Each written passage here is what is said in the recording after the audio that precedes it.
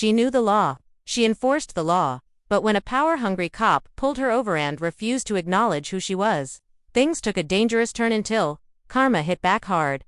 The road was nearly empty, just a stretch of highway cutting through. The night streetlights flickered past, their glow reflecting off the sleek, black sedan cruising steadily in the right lane. Veronica Caldwell had been driving for nearly an hour, her mind still occupied with the classified briefing she had just left.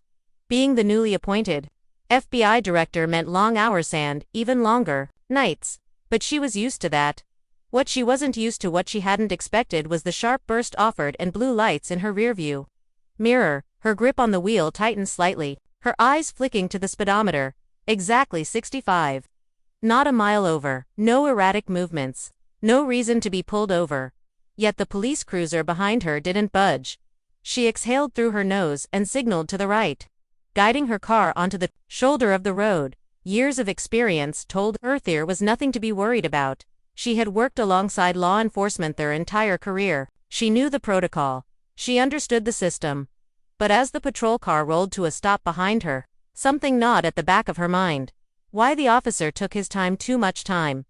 Veronica adjusted her rearview mirror, trying to catch a glimpse of him. The driver's side door of the cruiser finally swung open. The man who stepped out wasn't someone she recognized, which wasn't surprising. She didn't make it a habit to know every street cop in the state, but something about the way he moved, his posture was stiff, almost aggressive. His left hand rested on his belt, fingers curled near his firearm, while his right hand swung a flashlight back and forth as he walked up to her window. She pressed the button to lower the glass and kept both hands visible on the steering wheel. "Evening, officer." Her voice was calm, professional. The man peered down at her, light flashing across her face, too long, too intrusive. "License and registration." No greeting, no reason for the stop, just that Veronica held back a sigh. This wasn't normal. "May I ask why I'm being pulled over?" she said evenly. The officer chewed his gum, staring at her for a bit too long before answering. "License, registration." Veronica didn't move right away. Her instincts, the same instincts that had saved her life more than once in her career, told her this wasn't going to be routine. She needed to control the situation before it escalated. She spoke. "Carefully, sir. I am reaching for my purse on the passenger seat." No response. She moved slowly, retrieving her wallet and offering her FBI credentials along with her driver's license. The officer didn't take them. His eyes flickered across the ID, then back up to her. His expression didn't change. "FBI, huh?" She nodded once. "Yes, sir." Silence. And then, "Step out of the vehicle." The words weren't loud, but they landed like a slap. Veronica blinked. "Excuse me." The officer took a half step back, right hand now hovering near his firearm. "Step out." The tension in the air thickened, pressing against her ribs. There was no reason for this. She had followed protocol to the letter. She had identified herself. Yet this man, this officer, was treating her like a threat. Veronica had seen this before. Not personally, not like this, but she had read the reports. She had seen the footage. She was not about to become another headline. Her pulse was steady, but her mind was already running through her options. She knew how fast things could spiral. She also knew how to survive. But before she could decide her next move, the officer's patience snapped. He reached for the door handle, and that's when she knew this wasn't just a traffic stop. This was something else entirely. But Veronica wasn't going to let fear dictate what happened next, because she had spent her entire career preparing for moments exactly like this, and she wasn't going down without a fight. The click of the door handle sent a jolt through Veronica's body. Not fear, not yet, but a sharp awareness. Her left hand shot out, gripping the inside handlebar. Officer Daniel Kearns could pull it open. "Sir, step back," she ordered, her voice firm but measured. "You are outside of protocol." Kearns didn't move. If anything, his grip on the door tightened, his knuckles paling under the strain. "I said step out of the car." She could hear it now, the edge in his voice, the control he was trying to exert. Veronica had dealt with men like him before, men who mistook authority for dominance, who pushed lines to see how much they could get away with. But this wasn't some power-hungry bureaucrat in a suit. This was a man with a badge, a gun, and a temper that made him dangerous. She tightened her grip on the door handle. "On what grounds, officer?" For the first time, Kearns hesitated. His lips parted as if scrambling for a response. But instead of answering, he did something worse. He took a step closer. The flashlight was still in his left hand, aimed directly at her face, blinding her to everything but his silhouette. I don't have to explain myself to you. Veronica didn't blink. Actually, you do. The flashlight beam didn't waver, but his jaw flexed irritation, replacing whatever thread of composure he had left. Lady, I don't give a damn who you work for. Veronica's heartbeat was steady, controlled. But the reality of the situation was shifting. This wasn't just aggression, it wasn't just a cop overstepping. He wanted her to be afraid, and fear. That was something Veronica Caldwell did not allow herself to feel. Then let's call your superior, and see if he gives a damn, she said coolly. That set him off. The flashlight dropped, and before she could react, his free hand slammed against the roof of her car hard. The sudden bang cut through the night. A sharp, violent sound that echoed down the empty stretch of road. I said get out. For the first time, Veronica glanced at his nameplate, D. Kearns. She would remember that. Her fingers itched to grab her phone, but she knew that any sudden movement could be misread. She had seen it too many times, so she kept her hands visible, and leveled him with a look she had used in countless interrogations, one that stripped a man down to the truth of himself. You're making a mistake? Kearns let out a low, humorless chuckle. No, the mistake was thinking you could pull rank on me. That's when she saw Itha shift in his stance, the way his right hand twitched near his belt. He was considering it. The air between them thickened, and then a second car pulled up. Red and blue lights swept across the Cineas. Another patrol unit rolled to a stop behind Kearns's cruiser. For the briefest moment, she felt relief. Another officer meant a witness. It meant old accountability. But then she saw who stepped out, another white officer, tall, broad-shouldered, no nameplate visible in the glare of the headlights.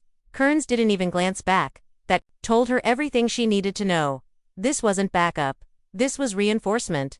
The second officer strode up beside Kearns, his eyes flicking between Thembo, settling on Veronica. Problem here? He asked. Kearns smirked. Just dealing with a non-compliant driver. Veronica stayed silent for a fraction of a second, weighing her options. She was outnumbered now, and Kearns knew it. The second officer took a step closer. Ma'am, step out of the vehicle. Not FBI Director Caldwell. Not even Miss Caldwell. Just MHE. Single quotes. She had been in dangerous situations before. But this felt different. This wasn't a hostile negotiation overseas. This wasn't a tactical mission gone wrong. This was home. And right now, home felt just as dangerous. She inhaled slowly, calculating her next move. Because if she made the wrong one, she wouldn't be the one writing the report tomorrow. They would. Veronica could feel the tension settling in her bones, thick and suffocating. The second officer positioned himself slightly behind Kearns, a silent show of solidarity. This wasn't about law enforcement, this was about power. Her fingers rested against the steering wheel, her mind calculating her next move. If she refused, they would escalate. If she complied, she was at their mercy. There was no good choice. Ma'am, the second officer repeated, voice deceptively calm. Step out of the car now. Veronica exhaled slowly through her nose. Her pulse steady despite the warning signs screaming at her. She had been in negotiation sure, a single wrong word could get someone killed. She needed to stay in control. With deliberate slowness, she reached for the door handle, keeping her other hand raised in clear view. Kearns stepped back slightly, giving her just enough room.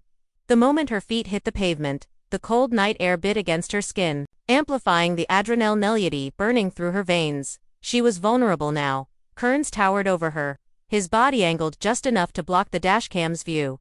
The second officer stayed a step behind, covering any blind spots. She had no doubt they had done this before. Turn around, Kearns ordered.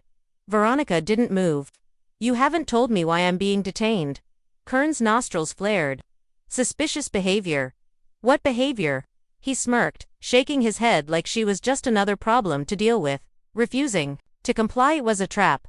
Refusing to comply would justify escalation. Complying would mean submission. She knew the game, she had read the reports, and then he grabbed her wrist too hard, too fast.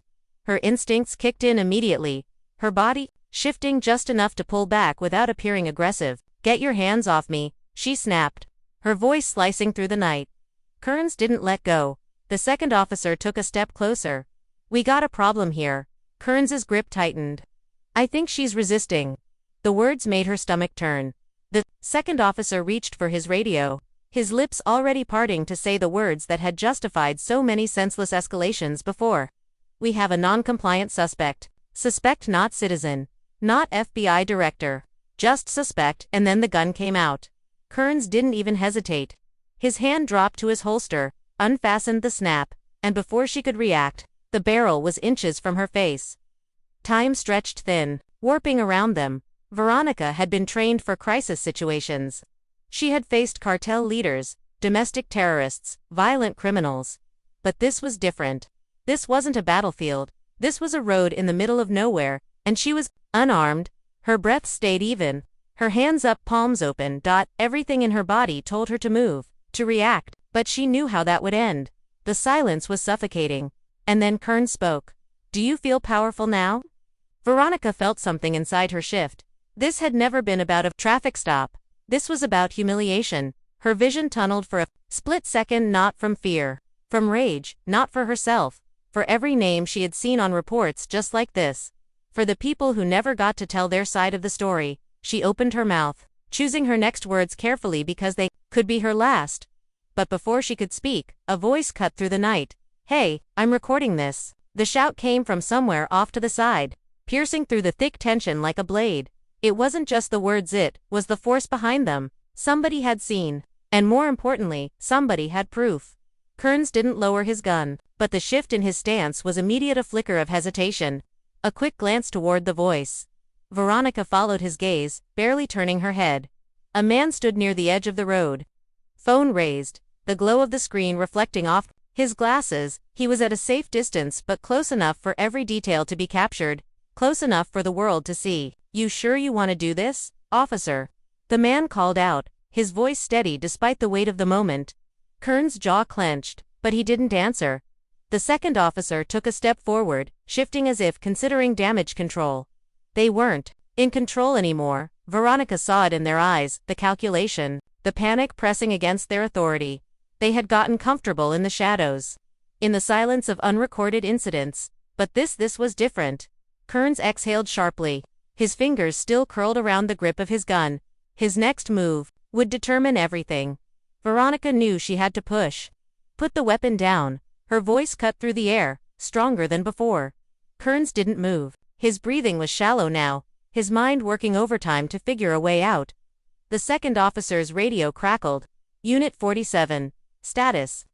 Another heartbeat of silence and then more sirens. Faint at first, but growing louder. Reinforcements, but not the kind they wanted.